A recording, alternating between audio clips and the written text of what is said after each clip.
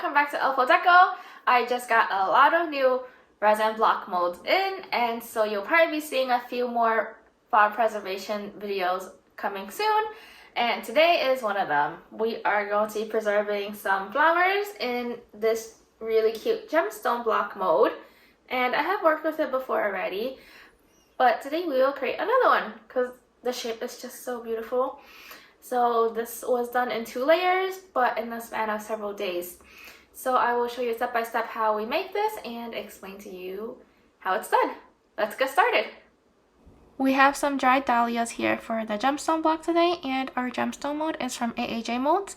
It's listed as the Andrea mold on her website, and I will link the mold in the description if you want to work with it as well. For our resin, we are using Total Boat's thick set clear casting resin. I put them in smaller containers so it's easier to pour and measure out. This one is their 3:1 ratio resin, measured by volume. However, I like to measure by weight with a scale for more accuracy. The ratio for measuring by weight is different. It's 100 to 28, whatever your measurements are. I am using grams. This is found on the datasheet for this specific casting resin. Most resins are measured by volume, but if you are using a scale, double check with your supplier for the ratio. I mainly use this thick set casting resin for the first layers and top layers of my blocks because this one is meant to be poured up to 1 inch deep. For the middle sections, I use Total Boat's thick set fathom resin. I'll show you when we get there. So we'll measure out the amount we need for a layer about 1/2 inch deep to hold down the flowers. We are mixing this for about 5 minutes, and this part is very sped up because nobody wants to sit here watching me mix for 5 minutes.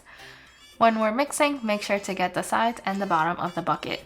It'll start off foggy and you'll know the resin is evenly mixed when it comes out clear.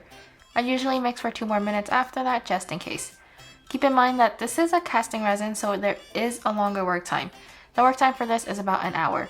Once the resin is mixed, we'll let this sit for about 10 minutes to let the bubbles rise to the surface.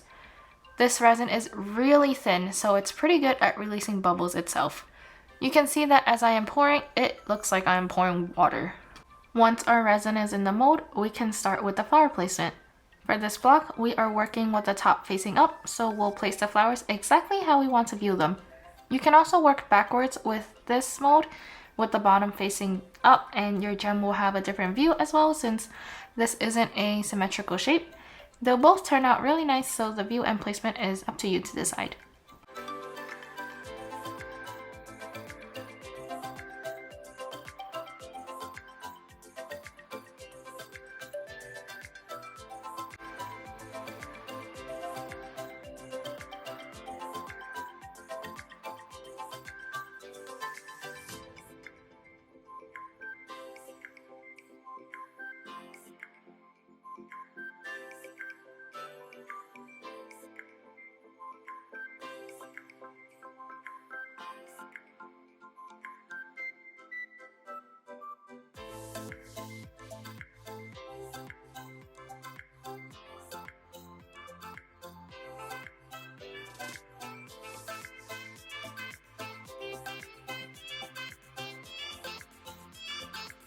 Once I am done placing my flowers, I like to add a little bit of resin over the flowers, especially the center, to help reduce the bubbles in future layers.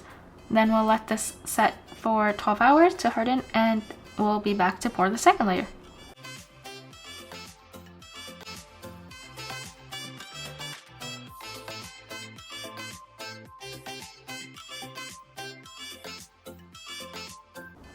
Now it's about 12 hours later, and we are going to pour the second layer with Total Boat's thick set fathom resin.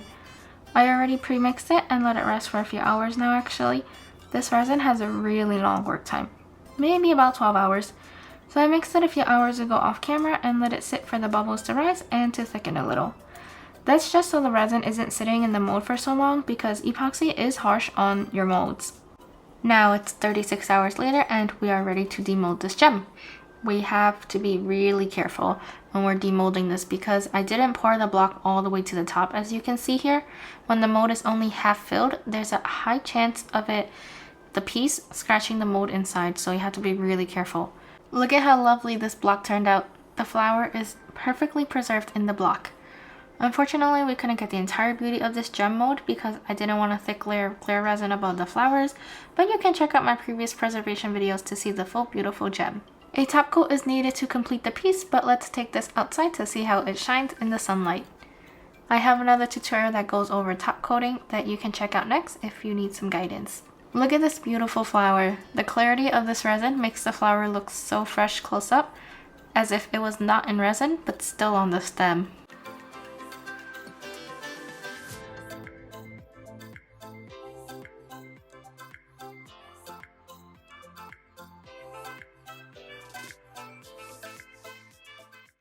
Thank you for watching this video. I hope you found this flower preservation tutorial helpful, and if you did, don't forget to like and subscribe, and let me know down in the comments below what you want to see next. I'll see you next time!